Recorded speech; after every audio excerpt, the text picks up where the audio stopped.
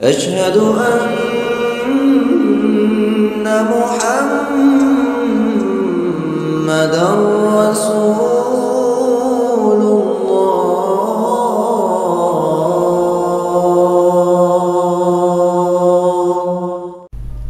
جنگ یرموک کے موقع پر شوق شہادت سے سرشار ایک مجاہد امیر لشکر حضرت ابو عبیدہ کی خدمت میں حاضر ہوتا ہے اور عرض کرتا ہے کہ حضور صلی اللہ علیہ وسلم کی محبت کی بے تابی مجھے قرار نہیں لینے دے رہی، مجھے میدان جنگ میں دشمن پر جھپٹنے کی اجازت دیجیے تاکہ میں شہادت کی موت پا کر اپنے محبوب پیغمبر سے جا ملوں، اور اگر آپ حضور صلی اللہ علیہ وسلم کو کوئی پیغام دینا چاہیں تو میں حاضر ہوں۔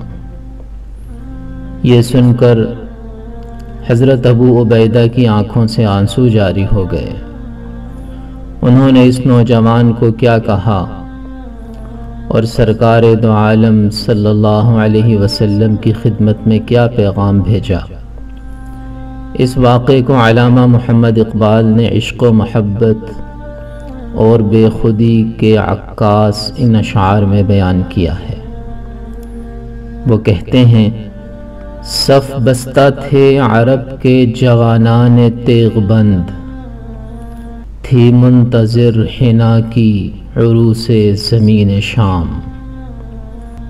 ایک نوجوان صورت سیماب مضطرب، آ کر ہوا امیر عساکر سے ہم کلام۔ اے ابو عبیدہ رخصت پیکار دے مجھے، لبریز ہو گیا ہے میرے صبر و سکون کا جام۔ بے تاب ہو رہا ہوں فراق رسول میں، ایک دم کی زندگی بھی محبت میں ہے حرام۔ جاتا ہوں میں حضور رسالت پناہ میں، لے جاؤں گا خوشی سے اگر ہو کوئی پیام۔ یہ ذوق و شوق دیکھ کر پرنم ہوئی وہ آنکھ، جس کی نگاہ تھی صفت تیغ بے نیام۔ بولا امیر فوج کہ وہ نوجواں ہے تو، پیروں پہ تیرے عشق کا واجب ہے احترام۔ پوری کرے خدائے محمد تیری مراد، کتنا بلند تیری محبت کا ہے مقام۔ پہنچے جو بارگاہ رسول امی میں تو، کرنا یہ عرض میری طرف سے پس السلام۔ ہم پر کرم کیا ہے خدائے غیور نے، پورے ہوئے جو وعدے کیے تھے حضور نے۔